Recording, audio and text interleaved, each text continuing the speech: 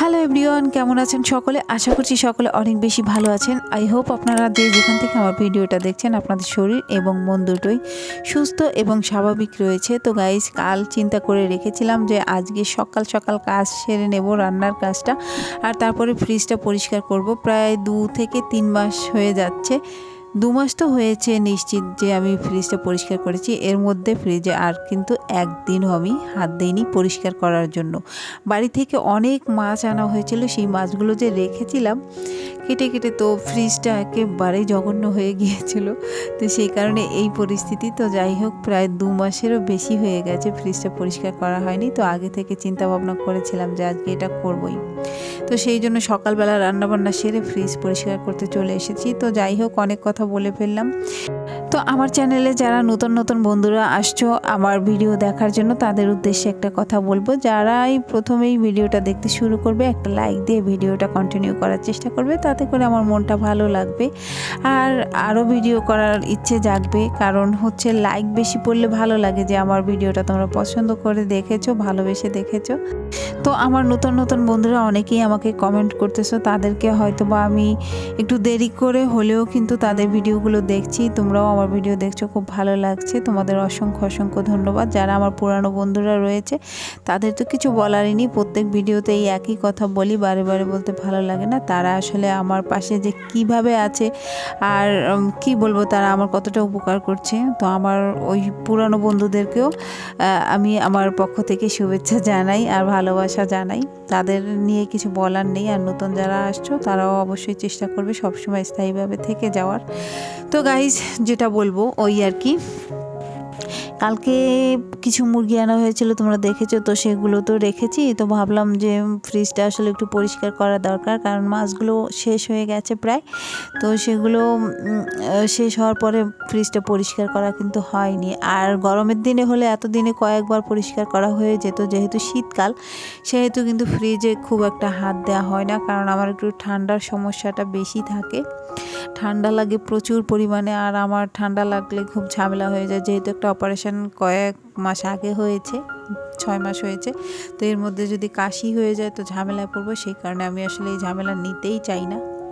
আর আজকে যদিও শীত পড়েছে, কিন্তু শীত পড়লেও রুমের মধ্যে তো অত ঠান্ডা না। তো সেই কারণে হচ্ছে আমি ভাবলাম যে না, একটু গরম পানি দিয়ে তাড়াতাড়ি এই কাজগুলো করে নিই। আর ফ্রিজে বেশি ময়লা জমে গেলে কিন্তু বেশি ভালো লাগবে না। হঠাৎ করে যদি কেউ ফ্রিজ খুলে দেখে এলোমেলো আর নোংরা, তাহলে তো খুব খারাপ লাগবে। তো ভাবলাম যে না, আজকে এটা পরিষ্কার করার দরকার। তো সেই কারণে আমি পরিষ্কার করে নিলাম। আর রহনার বাবা বাইরে গিয়েছে একটু বাজারে তরকারি আনার জন্য। আমাদের এই শীতের সময়টা হচ্ছে গিয়ে অনেক তরকারি খাওয়া হয়, প্রচুর পরিমাণে নতুন শাক সবজি। তো আমরা কিনতেই থাকি, মানে সবজিটা এত বেশি ভালোবাসি। আর বাচ্চারা হচ্ছে মাংসটা বেশি খায়, আমরাও খাই, তারপরেও হচ্ছে সবজিটা একটু বেশি খাওয়া হয়। তো এই যে অফ ক্যামেরাতে আমি এগুলো পরিষ্কার করে নিয়েছিলাম সবগুলো ট্রেনার, তো শুকিয়েও গেছে ইতিমধ্যে। তো আমি এগুলোকে এখন আবার গুছিয়ে কিন্তু রাখছি। এগুলো মাঝে মাঝে পরিষ্কার না করলে, তোমার এগুলো তো সাদা কালার, একটু কালারটা নোংরা হয়ে গেলে, দাগটা বসে গেলে কিন্তু ভালো লাগে না। তো সেটা চিন্তা করেই কিন্তু আমি আজকে ফ্রিজটা পরিষ্কার করলাম। কারণ মাঝে মাঝে তো কড়াই সহকারে, পাতিল সহকারেও খাবার রাখা হয়, তো একটা দাগ কিন্তু পড়ে যায়। সেই কারণে কিন্তু আমি এভাবে রাখি। তবে একটা পলি বিছিয়ে রাখতে পারলে ভালো হয়, তবে দেখতে ভালো লাগে না। আর এই যে দেখো, কত কত সবজি তোমাদের দাদা নিয়ে এসেছে। তোমাদের দাদা একটু চুল কাটতেও গিয়েছিল বাহিরে, আর ওই ফাঁকে সবজি নিয়ে এসেছে, বলে দিয়েছিলাম। আলু নিয়ে এসেছে অনেকগুলো। তো যাই হোক, ভিডিওটা তো আমি অনেক পরে ছাড়ছি। তোমাদের দাদা আজকে আলু তখন 5 কেজি নিয়ে এসেছে।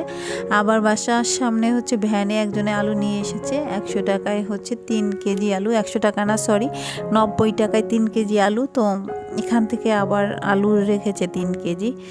তো আজকে অনেক আলু নিয়ে এসেছে তোমাদের দাদা। সকালে এনেছে, আবার বিকেলবেলা। ওদিকে আমার মেজো মেয়েটা একটু কম্পিউটারে গান শুনছিল, আবার টাইপিং করে মাঝে মাঝে, ওর যখন যেটা ভালো লাগে সেটা করে, আর নাস্তা খাচ্ছিল। আমি এদিকে কাজগুলো সারছিলাম। আজকে আমি অনেক বেশি তাড়াতাড়ি উঠেছিলাম, ঘুম থেকে উঠে সকালবেলায় কিন্তু আমি সব রান্নাবান্না করে রেখে দিয়েছি। দুপুরের কোনো ঝামেলা এখন আর নেই। তো তো এই যে দেখো আমরা কিন্তু আলু একটু ছোট সাইজের খাই সব সময়, তো এখন আবার ওই যে ফ্রান্স ফ্রাই খাই, সেই কারণে একটু বড় আলু ওর বাবা ওর জন্য আনে। আর নতুন আলুগুলো ছোট ভালো লাগে না, বড় ভালো লাগে, কিন্তু পুরানো হয়ে গেলে আলু তখন আমরা ছোট আলুটা পছন্দ করি।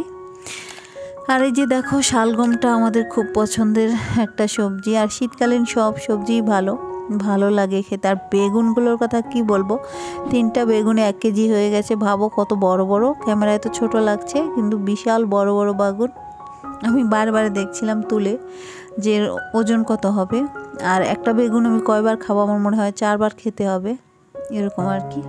আর এই যে জয়ামণি দেখো, আমরা যখন কাজ শুরু করি জয়া তখন হচ্ছে কাজের মধ্যে দিয়ে হাঁটাহাঁটি করবে, এই করবে সেই করবে, এটা হচ্ছে ওর কাজ। আর খাবার খেতে দিতে হবে ওকে, ও আসলে খাবার চাচ্ছিল বারে। তো আমি ফাঁকে কিন্তু জয়াকে খাবারটাও দিয়ে এসেছি, মিনু এখনও আসেনি। আর এদিকে সবজিগুলো আমি এখন ভরে রাখবো।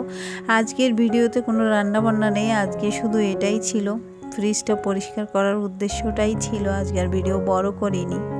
তো যাই হোক গাইস, তোমরা যারা আমার ভিডিও প্রতিনিয়ত দেখতেছো তাদের উদ্দেশ্যে একটা কথা বলবো, দেখতে থাকো, দেখতে দেখতে অনেক বেশি ভালো লেগে যাবে একটা সময় আশা করছি। প্রথমেই কিন্তু কারো ভিডিওই কিন্তু ভালো লাগে না, কিন্তু যখন তুমি দেখবে, কথা শুনবে, কি হচ্ছে না হচ্ছে, দেখতে দেখতে কিন্তু ভালো লেগে যায়।